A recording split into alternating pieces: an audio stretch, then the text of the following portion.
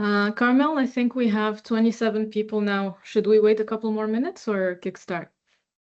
I think we can start, Imane. I think they will, they'll join in as we go. So that's fine. Okay, sounds great. Well, thank you so much, everybody, for joining us today for another Lighthouse series.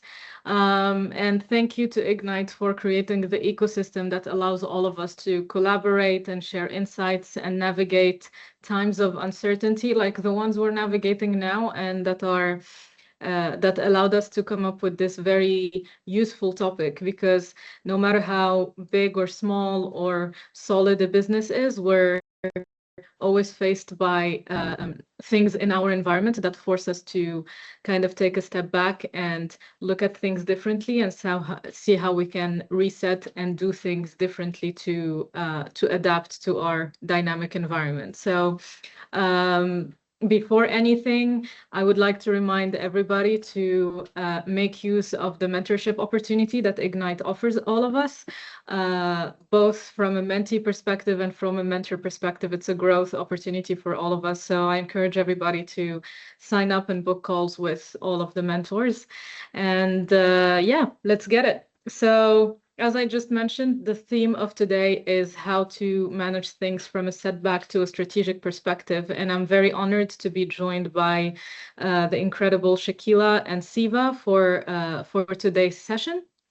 Don was not able to join us due to a last-minute business clash, but we're going to have a very, very, very interesting session today. So I'll first start by introducing Shakilla and Siva, and then I'll tell you a little bit more about myself before joining the conversation and diving deeper. So Shakilla, thank you for being with us today. Shakilla is a distinguished legal executive, a board leader, a governance strategist, and she brings a very deep expertise across law, corporate governance, and digital transformation, in addition to ESG and emerging technologies, which is a very unique set of skills, and we're very glad to have her with us today.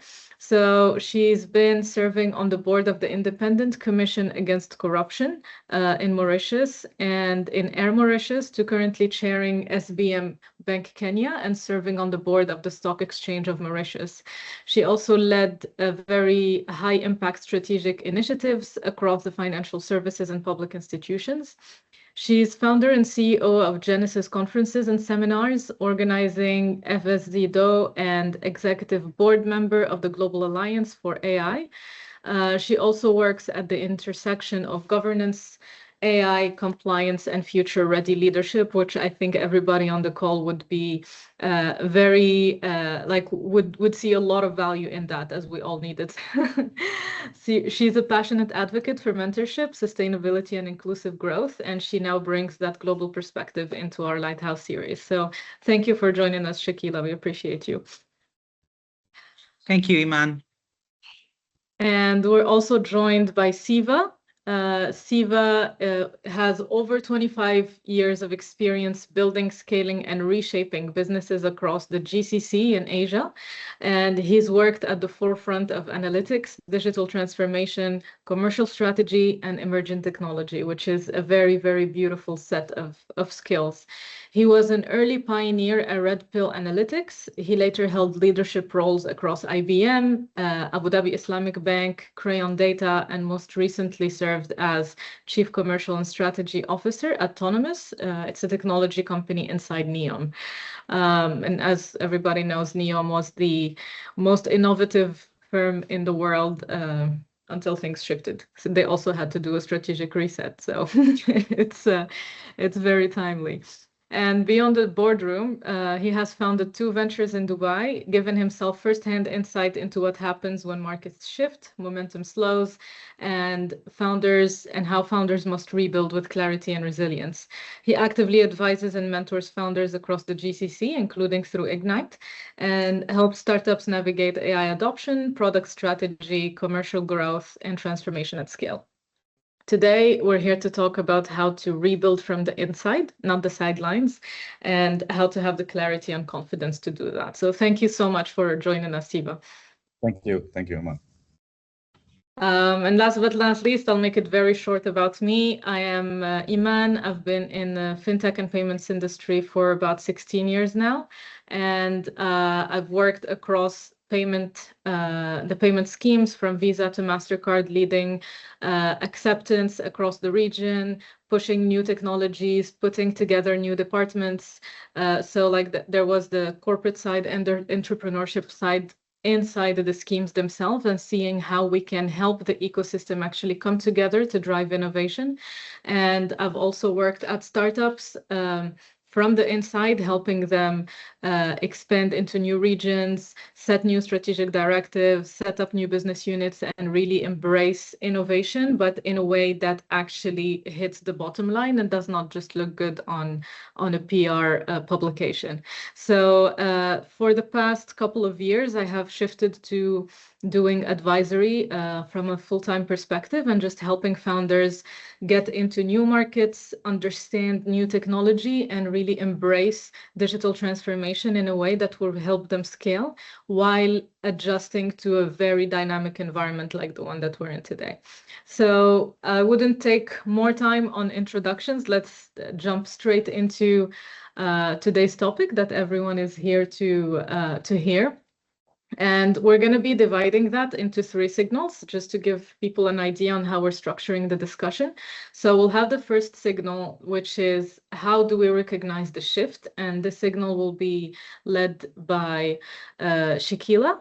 We will then have a discussion on how to reset the intention of the business after we have understood that we actually need to reset and shift things.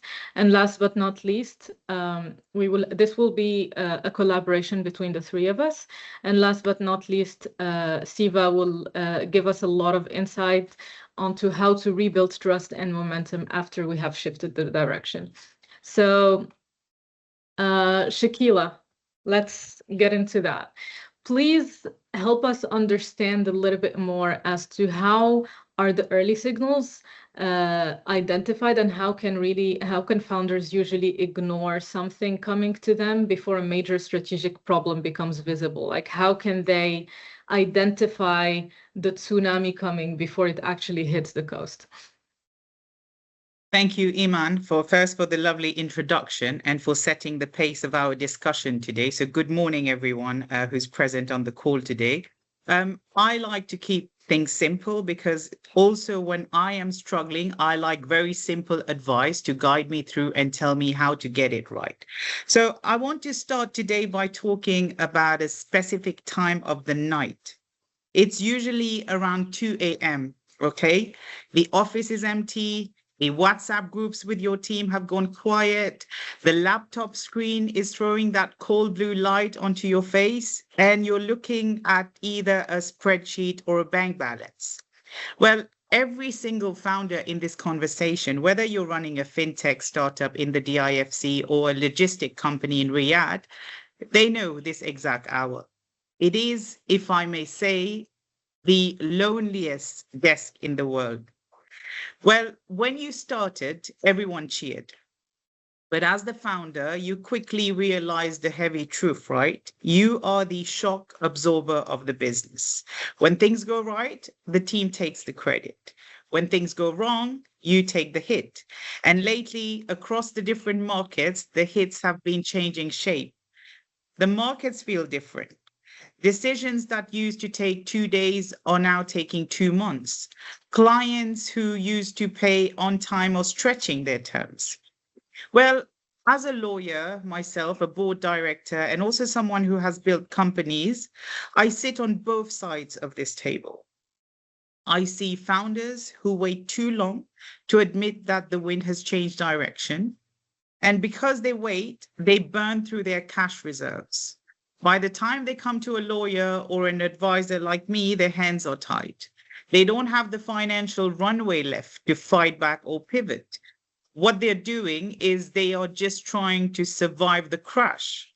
Well, my goal today is to make sure you never sit in that room. Resilience isn't about grinning and bearing the pain until the money runs out. If you are talking about true resilience, it is a cold, sharp leadership discipline. It is about recognizing the shift before your dashboard tells you to panic. Because the hard truth is, markets shift long before dashboards do. When a business starts to slow down, our natural human instinct is to work harder. We tell our sales team to make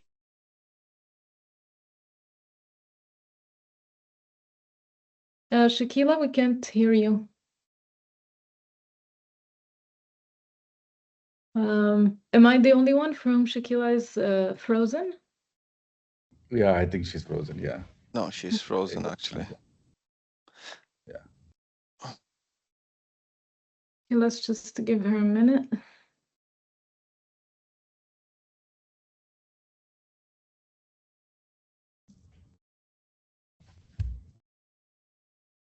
Shakilla, are you back with us? I can Yes, see you. can you hear me now? Yeah, you got frozen and we lost you, but all good now. So let me take it from up till when did you hear me?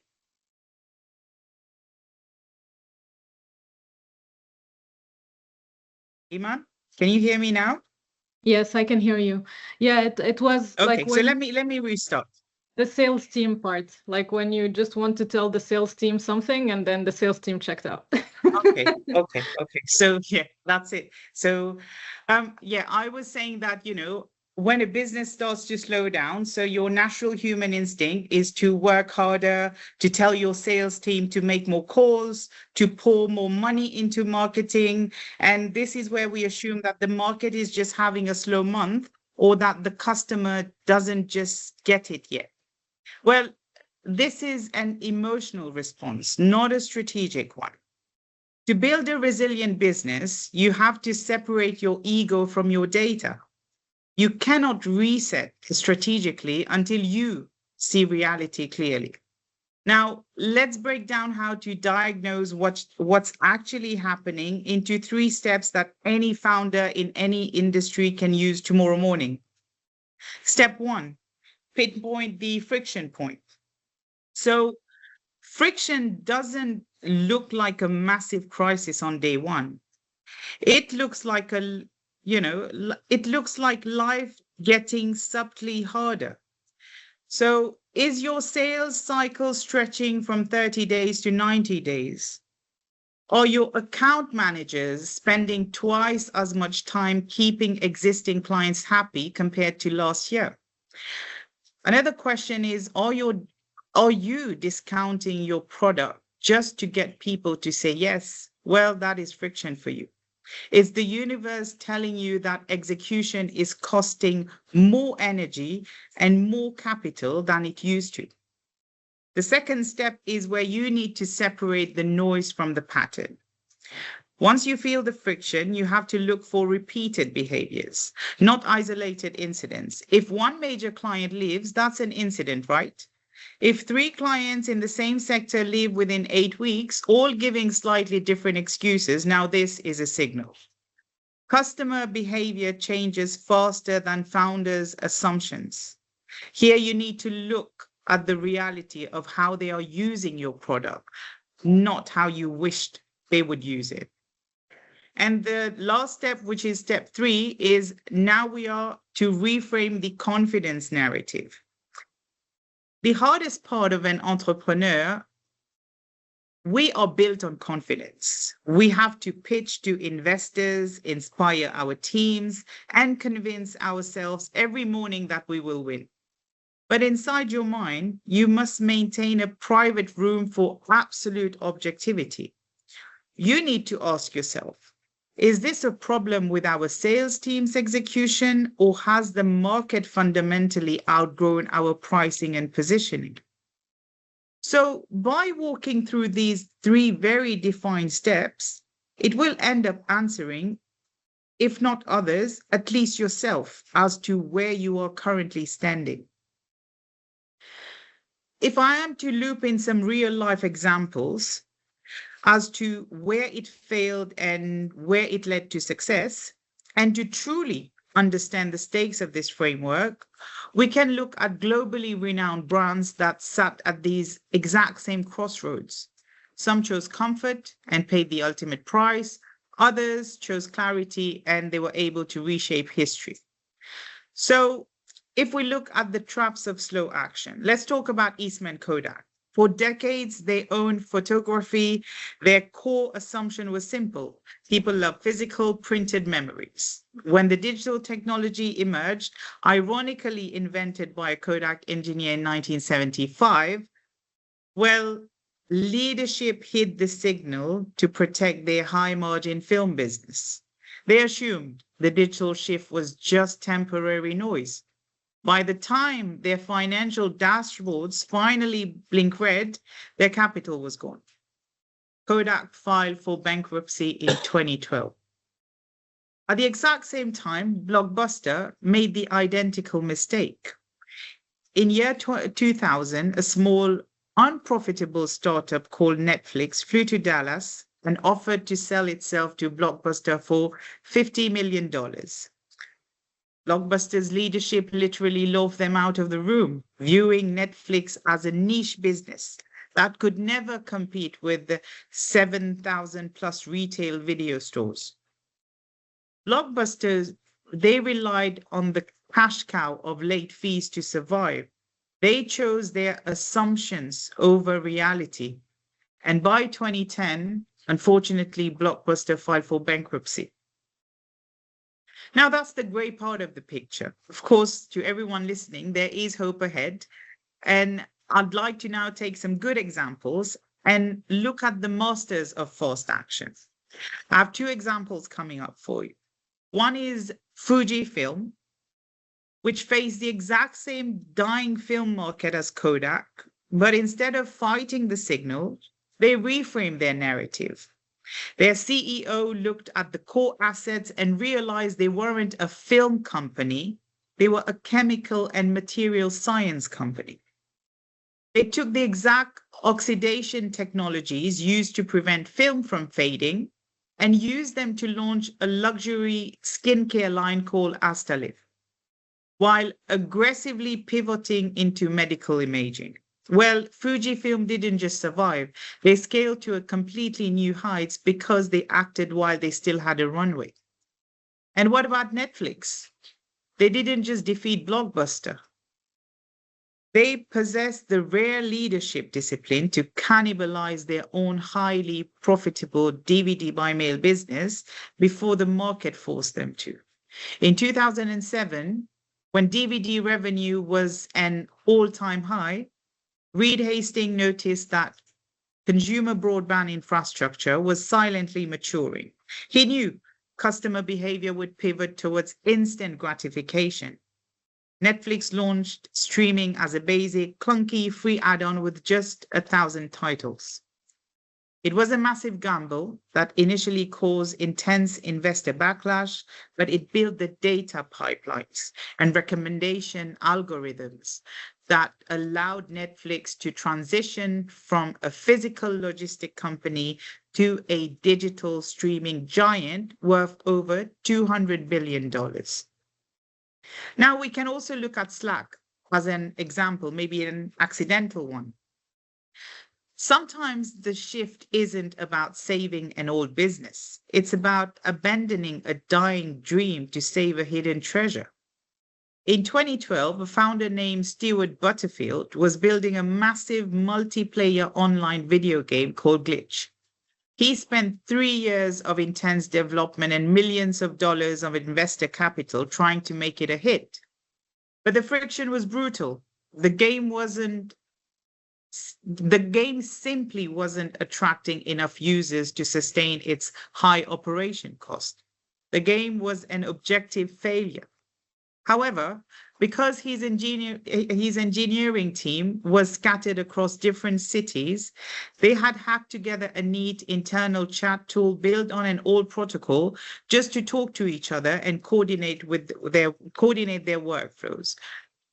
When Butterfield accepted the reality that Glitch was dead, he didn't panic. At least he didn't panic spend his remaining capital on a failing product. He looked at the evidence.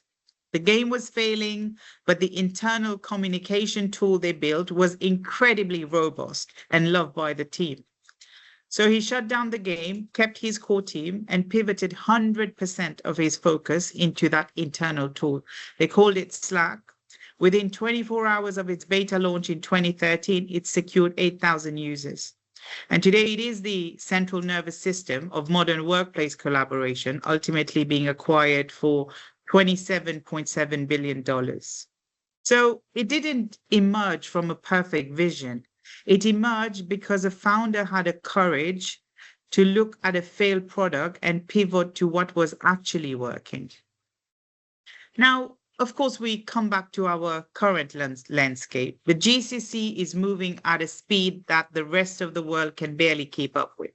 Think about the massive regulatory transformation in Saudi Arabia or the rapid shifts in consumer habits across the UAE. In a hyper-growth environment like ours, traction decay happens very gradually before it becomes visible overnight.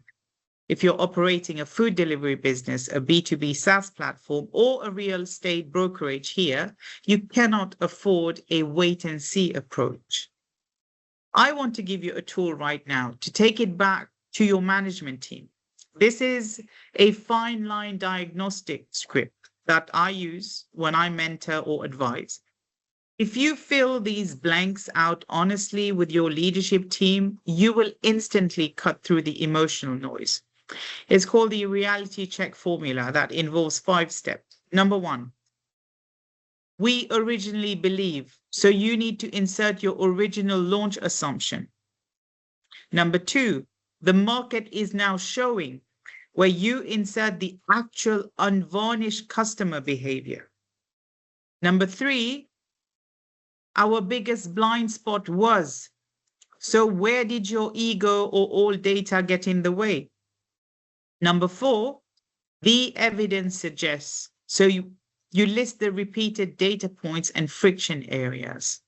And last but not least, number 5, we likely need to change. This is where you identify the immediate strategic pivot required.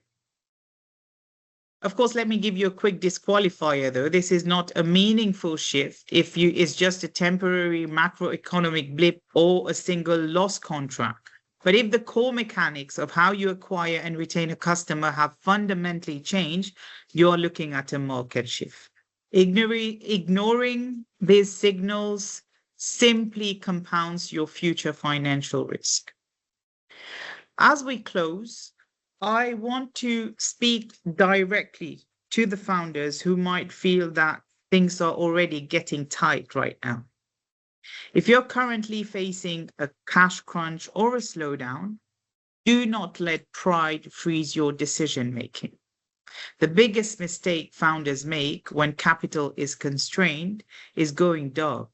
They stop talking to their board, they avoid their mentors, and they delay tough conversation with vendors or lawyers. So strategic awareness is an essential leadership discipline. Catching a shift early gives you choices. It lets you restructure your liabilities gracefully, pivot your product line while you still have a cash buffer, or merge with a partner from a position of clarity rather than desperation. Look, you built your company out of nothing. That took immense courage. But the courage it takes to build a business is the exact same courage it takes to look at a broken assumption.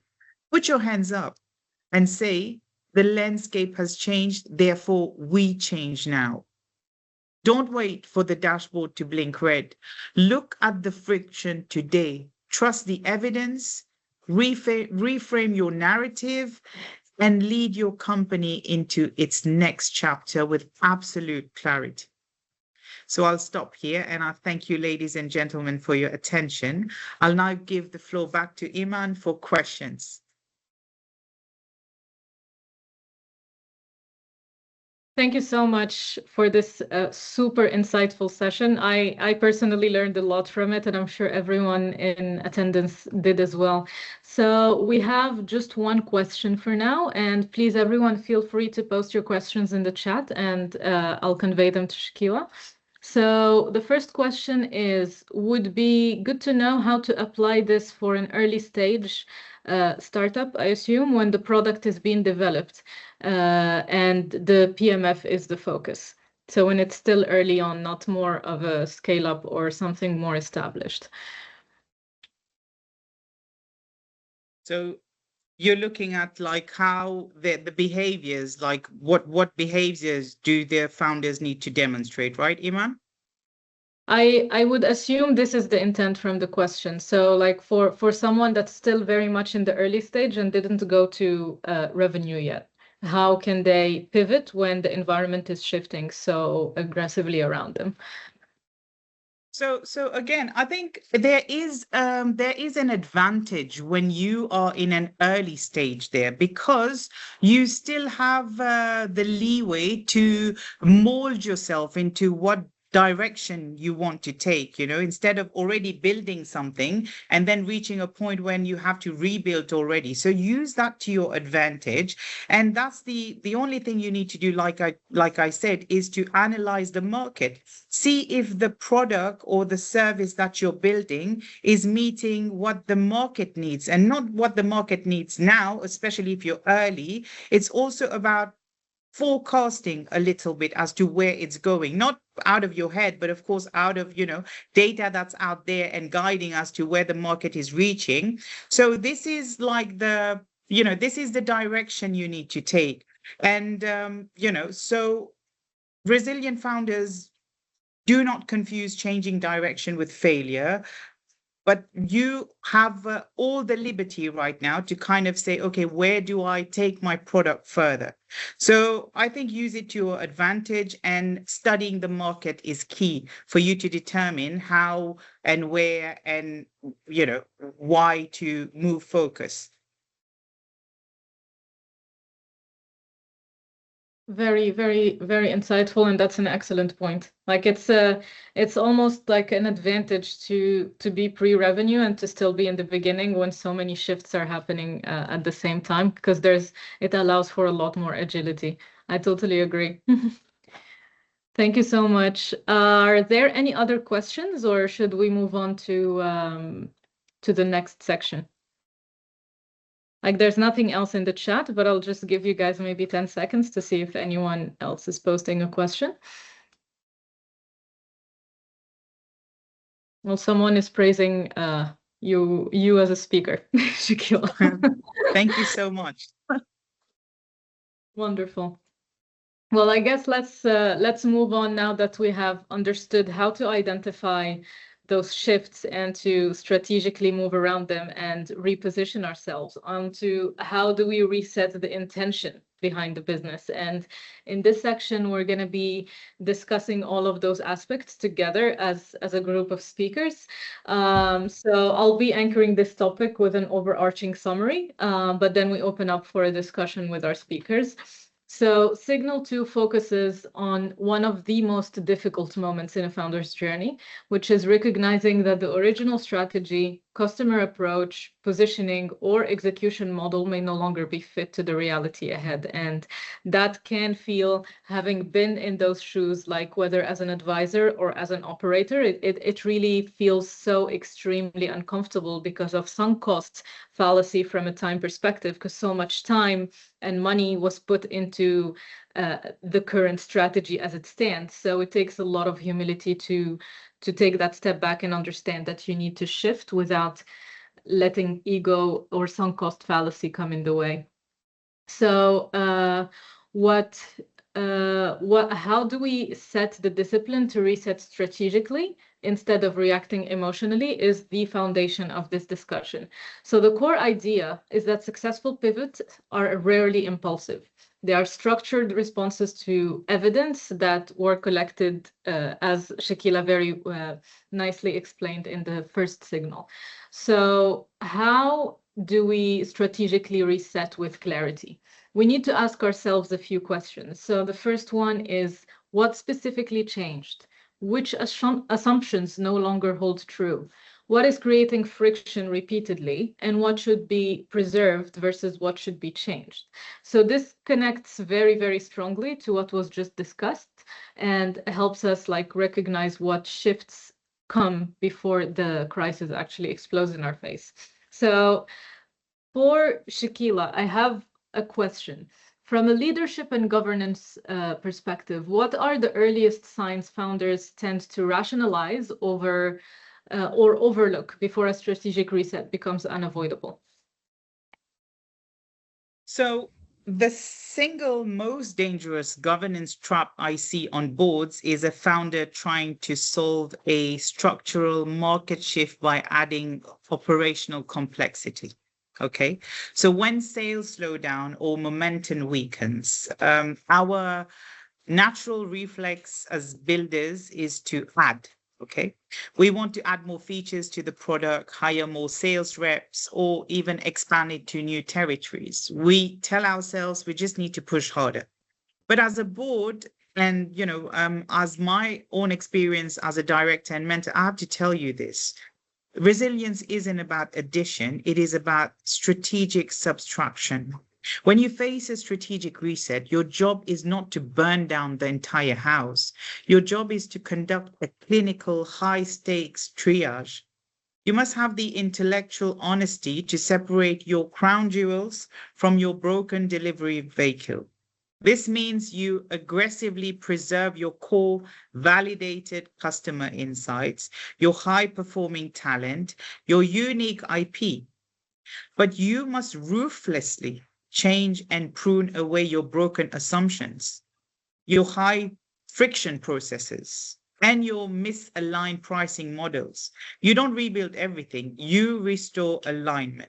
So there is an example to this. There's a lesson learned from, if we look at the genesis of Shopify in 2004, the founders, Tobias Lutke and Scott Lay, originally launched an online retail store called Snow Devil to sell snowboarding equipment.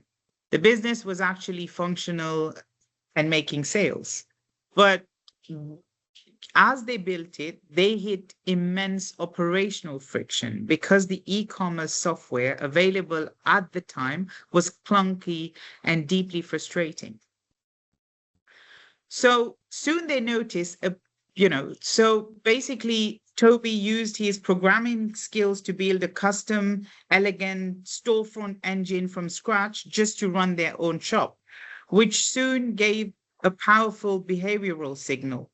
Other online merchants weren't interested in buying their snowboards, but they were begging to use the custom software they had built to run the store.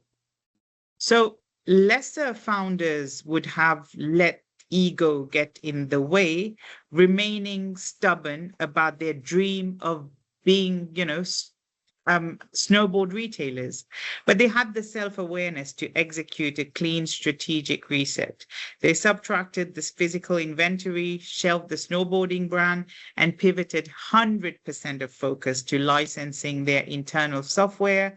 That tool then became Shopify, which today powers millions of merchants globally. So they didn't fail. They simply had the courage to throw their original business model overboard to save and scale the true asset. This is brilliant. Thank you so much, Shakilla. I really appreciate that insight. Now on to the next question for Siva, finally.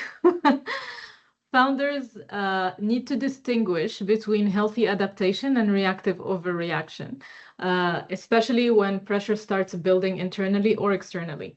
So Siva, please, based on your experience, what separates a strategic pivot from a reactive panic? Well, reactive panic is not good, right? I mean, it's emotional, it's inconsistent, it's chaotic. And I faced it myself. I think at my own startup, and I was bang in the middle of COVID. Obviously, nobody knew exactly what was happening, and everybody thought it would go away in a week or two, or in a month or two, and it went on for 2 years, right? So if you want to do a strategic shift, but if it's not aligned with your team, with your internal audience, external audience, it only creates more damage, right, than the original problem itself. So if you want to do a strategic pivot, then it has to be, I would say, evidence-based, right? It has to be deliberate. It has to be focused. You need to have data points to support what you want to shift. Why do you want to shift? And test it again and again in the market with your end users, with your audience, etc. Right? I think the fundamental principle, Imane, is every entrepreneur or the organization needs to have execution discipline, right? I think Shakilla has brought this out in many examples. She's spoken about very well on the execution, right? I mean, more than urgency, I think execution plays a big role, and the discipline around it. And I'm going to cover that in my next topic as well, right? Because teams don't like constant changes, right? They want clarity. Every day they come to the office, they need to know what are they working on, what is the goal, what is the milestone, what are we delivering, and consistently, and focus on priorities, right? So if you want to do a strategic pivot, some key differentiators are anywhere in this, you want to simplify priority, right? And I think I want to talk about one example where the organization just cut out all the drama around it, right? And focus on the core. How do you focus on the core? Protect your core strengths. Then you align your teams accordingly. Okay, who's best delivered, who's best suited to deliver what. So right, and then obviously, I think end of the day, it all boils down to how you measure what you deliver. Right, you have evidence and you're able to deliver that. I think that will really help you do a proper strategic pivot. Then panic. I think panic never works, right? Whether it's personal or whether it's official, whether it's in your office environment, panic never works. Absolutely. And being able to have the data to back up every decision is what makes the difference between a winning company and one that will just lose itself as the tide becomes stronger. And that's super insightful, and I really appreciate that. From a practical perspective, what are operational mistakes you can share with the founders today to learn from, where we can say that they created a lot more damage when pivoting than if they had just stayed put because of a decision that was made based on no data, or maybe the wrong data, or any example that might come to mind, just to help everyone on the call today learn how to properly pivot. No, so there are many, right? There are many, Imane. So the problem is, I think it goes back to the earlier question, right? I mean, if the entrepreneur panics, then obviously all the operational mistakes are evidence to what you're panicking, right? So some of the biggest examples I can come up with are you change your priorities on a weekly basis. Oh, this week we're going to ship this product, or next week I'm going to change the feature on this, maybe because this customer asked for it. And so you keep changing your priorities because the team is confused. The team doesn't know what they're working towards, right? So that's one operational mistake. You don't want to be changing your priorities. I think the second most important comes around communication. Everything boils around what you communicate, how you communicate, what the frequency at which you communicate, both internally and externally, right? I think some of the best companies I've known have basically put their head down. They've locked themselves into a room and not communicate externally, and then suddenly come out with the best product, right? And also, it's all about what do you communicate and when do you communicate. I think that really plays a big role, and I'm going to cover this something in the next topic, right? Simplicity. I would say keep it very, very simple. Sometimes if you try and overcomplicate it, again, it becomes a problem. So these are some of the immediate things that comes to mind. I don't think startups fail because the idea is wrong or because the strategy is wrong, but it's probably because the execution where it's either fragmented, or whether they've lost clarity somewhere along the path. They've gone against a single path. I think that's where it comes. So as long as you stay true to your core, focus on your priorities, align your teams, communicate well, I think you'll achieve what you want to achieve. Yeah. Wonderful. That makes a lot of sense. Oh, thank you for that insight. Let's follow it up with a question to you, Shakilla, on this topic. Now that the decision to shift and like things have started to happen, what are the indicators that you can share that would suggest that the reset is beginning to work? So everything we've talked about until now has been about resetting the strategic direction. Now, let's assume this is already underway. How can we measure or see that it's working, or if it was possibly the wrong reset? So you see, very, very simply is that whatever was going wrong, if it starts to go right, it means that, you know, we are doing something good. Okay. So if whatever examples I have used, that, you know, these are the identifiers of where things are not working, and you see gradually things are coming back to how it used to be, and your business is improving, you know, the profit margin is rising again, and it's not a strain on your company. So that's a very basic, feature for you to just understand that, okay, you're getting it right now. There's something that, you know, there's something I wanted to talk about in terms of investors, because as founders, we rely a lot on investors, and maintaining that stakeholder confidence is very, very key when we're changing direction. Okay, so I see this tension play out in boardrooms constantly, and I'd like to share a secret with you today. Investors do not expect you to have a perfect, unchanging plan. What they expect is intellectual honesty and clinical stewardship. So you lose your investor confidence, not because your original strategy failed, but because you hid the failure from them until the bank account was empty. So to maintain absolute confidence during a strategic pivot, you must run what I call the high stewardship protocol. So no surprises is rule one. You run a proactive disclosure model. Do not let your investors learn about your runway crisis when you've reached the quarterly board meeting. Bring them into the diagnosis early. Okay, you frame the pivot as an asset evolution, not a panic attack. You walk them through the raw data, you show them why the old assumptions failed, and show them the exact qualitative evidence that support the new path. Investors would respect a leader who says that, you know, the original hypothesis was wrong and it successfully unlocked this high value proprietary insight. And here is how we are capitalizing on it. Okay. And you protect the capital runway. You show them a clear, legally sound risk mitigation plan, prove to them that you have pruned non-essential costs to stretch their capital further to survive the transition. I thought of just tweaking it to an investor's angle, Imane, because from experience, we do rely a lot on investment. So I hope that this piece was helpful. Oh, absolutely. Like, especially in the region, like it's very rare to see any bootstrapped startup. So knowing how to be transparent and how to manage expectations with investors and actually bringing them on board in that pivot is critical. So I really appreciate you for sharing that. And that takes us actually to the next signal, which is how do we rebuild trust and momentum after doing everything that we've been talking about so far. So over to you, Siva. Thank you. So I'm going to share my screen. I have a few slides that I put together. Let me know once you can see my screen. Loading? Yeah, can see it now. Okay, good.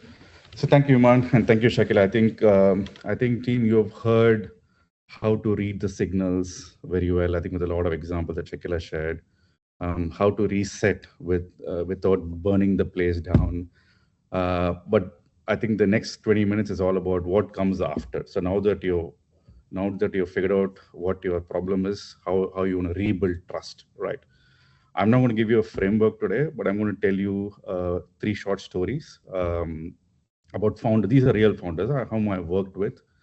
I watched them rebuild after the reset. Of course, the names have changed, but the patterns are real. So I just want you to focus on the patterns that I'm going to try and write. A quick warning before I start. I think the next 20 minutes is going to be boring, right? Not because I'm boring, but because the rebuild is boring, and I'll tell you why it's boring, right? And that's the point that I want to bring about. It's not flamboyant, it's not flashy, and the rebuild takes time, and it's the cadence that is going to drive the rebuild and the momentum, right? I think by the time you've recognized the shift, right? You've recognized the shift, you've reset with intention, you've done your reset. Now, when you want to start trying rebuilding, you've probably lost some of the credibility, or maybe even taken a step back with your internal teams, with your customers, with your investors, probably, right? Now, how do you take it forward is the next question. I think you have a strategy. You understood that there's a shift happening in the market, and you understood that you want to reset, but then how do you rebuild, is that right? Let me first quickly show you two examples. I think Shakilla has given you a lot of examples. Just to add to that, right? Just two more examples, which all of you know about. Airbnb, Figma, right? Airbnb was doing very well. They had about 7,500 people, $31 billion valuation pre-COVID. COVID hit. They lost 80% revenue during COVID. Obviously, nobody was traveling, nobody was saying. They had an IPO planned in 2020. They had to push that out. The CEO did simple thing, right? I think he came back and said, "Listen, I'm going to focus on my core and my priority. What is my priority, and what are my core? My core is focusing on the host and the accommodation, right?" So he cut all the external things, all the extra things like studios, his investments around transportation lugs. He laid off obviously a lot of people, and that didn't go well. But he had to do it. He had to do it as part of that. So he had to do it to bring it back to the core. And then he scaled back the hotels, he scaled back the lugs. Anything that wasn't core, he either he paused it or he killed it, right? And nothing else, right? So for the next 6 months, I think between May 2020 and December 2020, he didn't no relaunch event, no coming back and saying, "Oh, we have a new vertical, we are pivoting, new experiences." But all he did is he went told his team, "Get down and focus only on your host and execute," right? 7 months later, Airbnb listed in Nasdaq. Stock was more than double on day one. $100 billion valuation, bigger than Marriott and Hilton combined. I think that's something to take away from here, right? When the market doesn't act the way you want it to act, and then how do you pivot quickly, focus on your priorities, no noise, no relaunch, and no external communication, but just focus, get down to doing what you do very, very well. Figma. Again, it's a long story. It was two founders, I think, between 2012 and 2015. They shut themselves in a basement. They were talking to some investors to raise some capital, basic venture capital, but they had no product. 3 years, no noise. They were not going out and making presentations to pitches in Silicon Valley. They launched a beta in 2015 and a full launch in 2016, right? They're doing very, very well. 2022, Adobe said we're going to buy you for $20 billion. That's a massive movement, right? $20 billion is a big buyout. Unfortunately, for Figma, the UK and Europe, the regulators didn't allow the deal to go through. So unfortunately, it didn't go through. And Adobe paid them $1 billion legal fees or exit fees or something like that, right? Again, for the next, I think the CEO said, "Listen, it's a huge deal, right? I mean, it was all over the news, and they were about to get acquired by Adobe, and it didn't go through." What did the CEO do? He took the $1 million termination fee. He didn't pivot. He didn't pitch a new story. He said, "Oh my God, no! Now that the thing go through, we're going to do something different." He didn't pitch a new story. He told the team, "Let's keep building. Let's put our heads down and keep building," right? 3 years later, in July 25, they went IPO, $19 billion valuation, and on day one, the stock grew 3 times, right? I bring up these two for a reason, right? I think the playbook isn't new. I mean, many companies you admire, they all rebuild themselves this way, right? I mean, quiet, cadence over noise, focus over breadth of things that they want to do, execution over narrative, right? What I want to show you in the next 12, in the next few slides is about how can the same playbook be applied to much smaller scale. I think most of our startups, I think people who are in this call are all either early stage or probably just pre-revenue or just getting to revenue, right?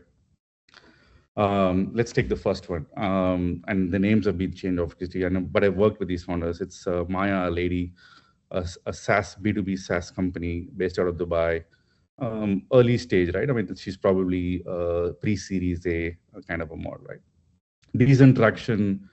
About 18 months ago, roughly about 18 months ago, her largest customer out of Riyadh, she lost the contract. That I think that contract was worth about 40% of her total revenue, right? 40% is a huge number, right? What didn't work? She did what all of us would do, right? Immediately took a flight to Riyadh, took her CTO, she took her head of customer success, walked in, showed him a new roadmap, offered 30% renewal on 30% discount on the renewal, tried them to give them all sorts of freebies, give them all sorts of decks, but it just didn't fly. The customer was just said sorry. It didn't work, and I think your product is not up to speed, and they didn't renew, right? She came back, and obviously she was wondering as to why didn't it work? What happened, right? What happened? She came back and she made a call to the CTO, and now this is where the magic happens, right? She called the CTO and said, "Listen, if I ever to be called back on the table to have a conversation, what is it that I need to prove in the next 90 days, 60 to 90 days, right?" The customer said, "Just show me your weekly uptime report, just one number, right? Show me your weekly uptime report, and that's all it takes, right? I don't want any decks, I don't want any narratives, I don't want any story drama. Just give me the number, right?" And that's all she did, right? She sent a weekly uptime report, just the number, every week, every Friday for the next 14 weeks. That's all it. And obviously she was improving, she was working on the product in the background, and she was improving the products and all that stuff, right? But you see the communication that goes out to a customer who was giving you 40% of your revenue, total revenue, and the kind of how you want to put your focus on trying to rebuild the trust that the customer had on you, right? Very quiet, but keep the cadence every Friday. And then obviously the customer called back, and after 14 weeks, and then they expanded and stuff. Then the usual happy ending happened. But I think the story here is about customers you will find roadblocks with customers, but then how do you rebuild with the customer is very, very important, right? Second story, again, Rashid, based out of Riyadh. This is now internal, right? This is about how do you manage your internal teams.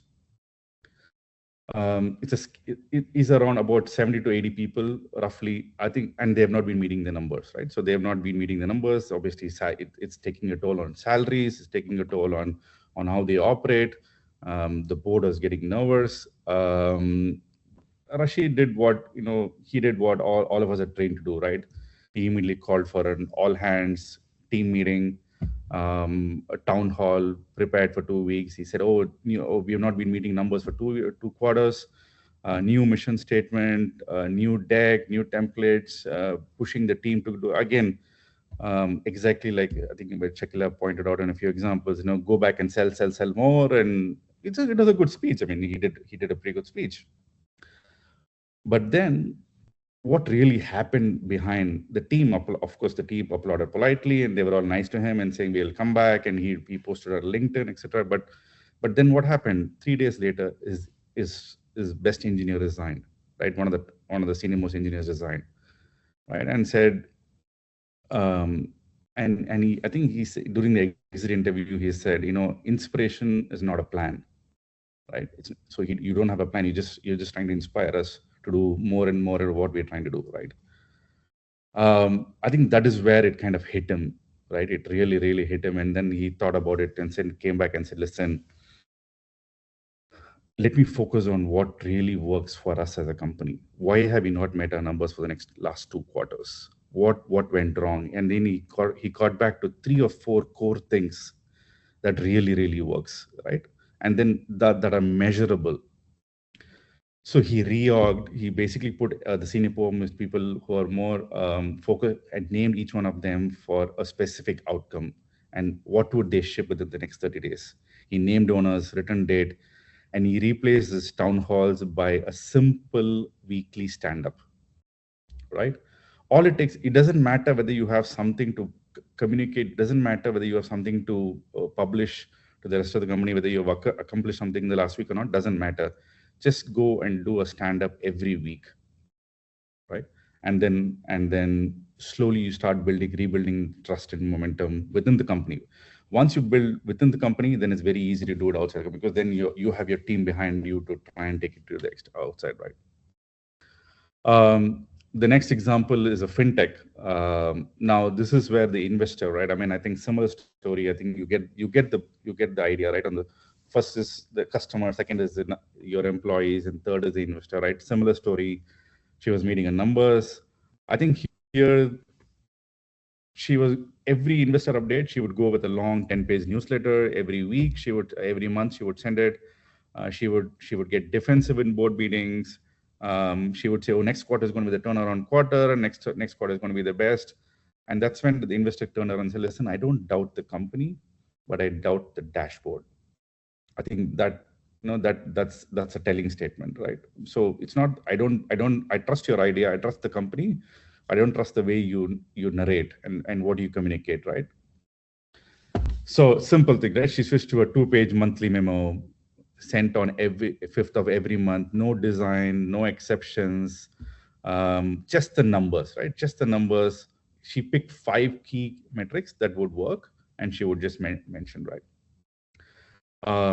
And she did this for the next 2 quarters or 3 quarters, and then slowly, and that's when the team came back and helped her with the bridge round and got underway, right? I think there are 3 points that I want you to go back, right, from these 3 stories. All 3 of them, they stopped performing. When I say performing, they stopped. There is no launches, there is no pitching, there is no LinkedIn events, and there is no explaining, right? In every case, it's all about how do I get down to deliver execution, right? And that will do the talking. Execution will do the talking no matter wherever you are, right? They replace the narrative with a number. Numbers speak. I mean, all of you have heard this. It is numbers speak 1,000 words. You deliver numbers to your team, to your customers, to your investors. That will speak for itself, right? And please hold the cadence. Don't get bored with the cadence. Like I said, it's boring. Every Friday morning or Friday afternoon, going and telling people what you have done, what you have not done, what you have missed, etc. It, after a point, first week you do it, second week you do it, third week you do it, the 6th week or 7th week you want to, oh, I have something else, I have something else come, I'll miss the cadence. Do not miss your cadence. And that's the boring part. That's what gets you across. That's what builds the trust and momentum, right?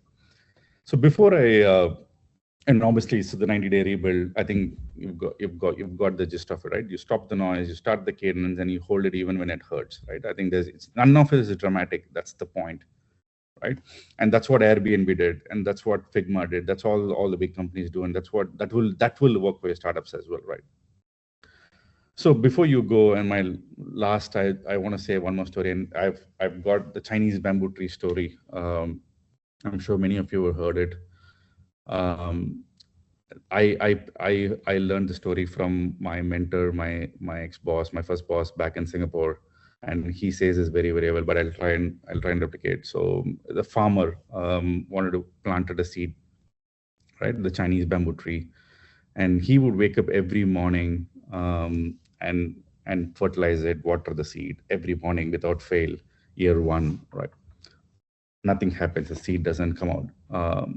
Like, he's a persistent entrepreneur. He's a persistent farmer. He would wake up every morning, and in the year 2, again, water it, fertilize it, still nothing happens.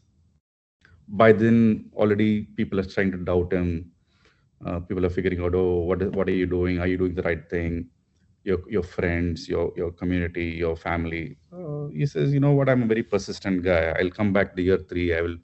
I'll water it. I'll fertilize it, and nothing. Still nothing happens. By this time, your family is all joking, laughing at you. You've been at it for 3 years. This happens to entrepreneurs all the time. But I'm still a successful entrepreneur. I'm not successful. I'm a very persistent entrepreneur. So I will still wake up.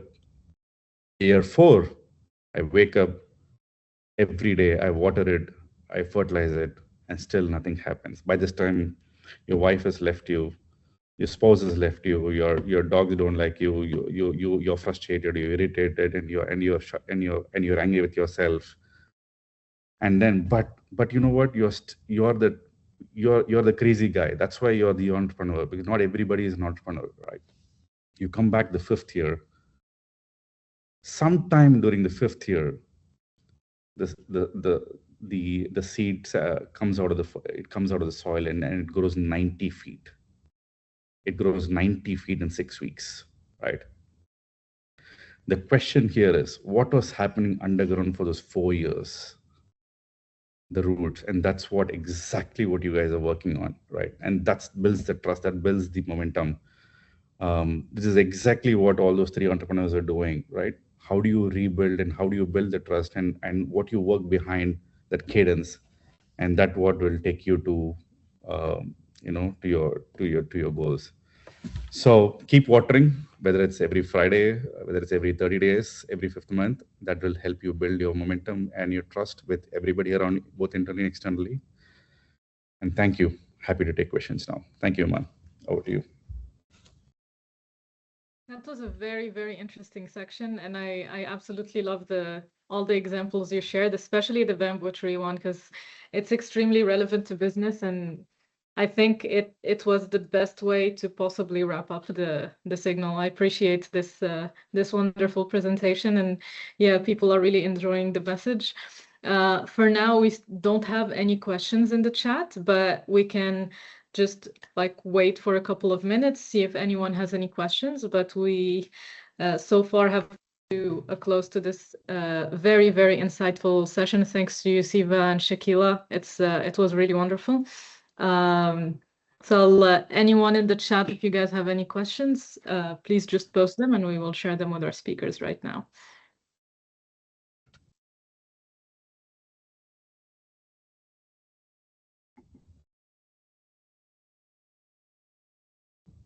I think the message was so clear that no one has any questions. I don't know whether it's a good thing or a thing, but anyway, we'll take it the positive way. Let's take it the positive way. It's the best way to live. So yeah, I guess we'll bring the event to a close. Carmel or Ignite team, if there's anything you would like to add from my side, I'm always grateful to join the Lighthouse series, and I'm very grateful to you, Siva and Shakilla, for this wonderful presentation. And thank you for everything that you guys have shared, and thanks to everyone who joined us today. Thank you. Thank you. Thank you. We'll have a wonderful day ahead, and everybody stay connected on the platform, connect on LinkedIn, send us requests for mentorship on Ignite, and yeah, we're always here to help you. Have a wonderful day. Bye. Thank you Bye. very much, guys. Thank you. Bye. Thank you. Bye-bye.